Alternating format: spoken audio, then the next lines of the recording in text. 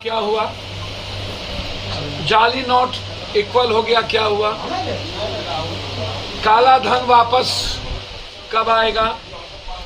आतंकवादी गतिविधि क्यों बढ़ गई? और भ्रष्टाचार दुनिया के प्रचंड पर क्यों चला गया? नोटबंदी के बाद महंगाई इस देश की जिंदगी को नासुर क्यों बना दिया? नोटबंदी के बाद इस देश की बेरोजगारी दुनिया में सबसे ज्यादा क्यों बढ़ गई? नोटबंदी के बाद गरीबी इस देश की दुनिया में सबसे ज्यादा क्यों बढ़ गई? नोटबंदी के बाद इस देश में आप अपने कितने मित्रों को दुनिया का सबसे ज्यादा बेनिफिट दिया? नोटबंदी जब 2016 में आपने की थी तो उस वक्त गुप्त एजेंडा बिल्कुल था कि आपको सत्ता में इनके प्रकार आना है। पहले से आपने साजिश रची और बिल गेट्स के कहने पर, बिल गेट्स क्यों? बिल गेट्स इस बार भी ये बिल गेट्स के कहने पर 2000 लाया। बिल गेट्स चाहता है कंप्लीट हर चीजों को डिजिटल कर देना दुनिया में, ताकि इन बाहर के लोगों को भारत की एक एक चीज कब्जा में करके रखने का उनका जो प्लान है डिजिटल मीडिया का, डिजिटल, वो बिल गेट्स उसमें पूरी साजिश उसमें रच ली।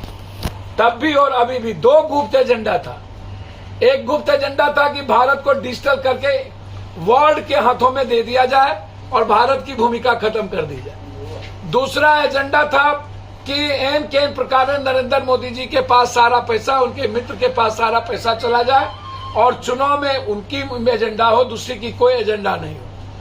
अब मैं ये जानना चाहूंगा कि 54,000 करोड़ रुपया जो गायब है वो कहाँ गायब है? आप बोलते क्यों नहीं? 54,000 करोड़ रुपया। दूसरी चीज 32 लाख हजार करोड़ रुपया, 16 लाख तब था नोटबंदी के पहले, अभी 32 लाख के लगभग वो बढ़ा। फिर ऐसी क्या जरूरत पड़ गई इनको 2,000 रुपया? जब आप 2,000 रुपया लाए, आप उस वक्त बार बार कहते थे, मैं गोदी मीडिया जो था वो बार बार चिल्लाता था, master stock, master stock, master. और अभी भी वो गोदी मीडिया मास्टर स्टॉक दोबारा चिल्लाने लगा। ना कुछ आता है गोदी मीडिया को, ना कुछ जानता है। और जिस तरीके से ये गोदी मीडिया के लोग हर झूठ फरेब उल्टा पुल्टा में मोदी जी का सपोर्ट करते हैं, इसीलिए देखिए मैं मोदी जी को एक सलाह देना चाहूंगा कि भैया 2000 नोट के चिप का क्या हुआ? उसे सैटेलाइट का क्या हुआ जिसमें सिग्नल जाता था? क्या वो चिप फिर से 2000 इसीलिए ले लिया गया कि चिप को फिर से रिहेबिलिटेशन किया जाए? चिप में चीजें खत्म हो गई। पहले तो आप ये बता दीजिए।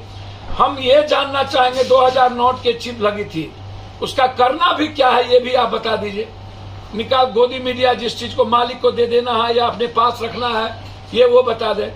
दूसरी चीज, क्या घर में अनाज से लेकर तसला, बैलन, पर्दा, टेबल, कुर्सी, पुराने सारे कपड़े हम लोग वापस कर दे कि रखते हैं? ये भी आप हमको बता दीजिए। इसको भी गोदी मीडिया बोलेंगे कि मास्टर स्टॉक है। अब हम 2-3 बात आपसे जानना चाहेंगे और बहुत विनम्रता के साथ कि क्या मोदी जी तानाशाही से देश चलेगा कि समझदारी और ईमानदारी से? किससे देश चलेगा? क्या मोदी जी आपको अब किसी चीजों पर भरोसा नहीं रही? न राम पर, न कृष्ण पर, न शिव पर, न नानक पर, न बुद्ध पर, न कबीर पर, न दुनिया के किसी संस्कृति पर, न विज्ञान पर, न अध्यात्म पर। अब किसके सहारे आप दुनिया में?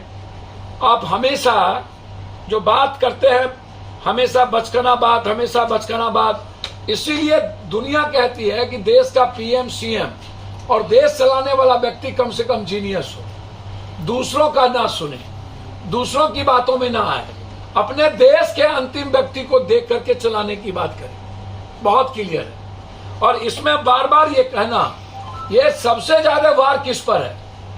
जिसने मोदी जी को सबसे ज्यादा, अब ये वार जो गडकरी जी पर भी है, ये वार जोगी जी पर भी है।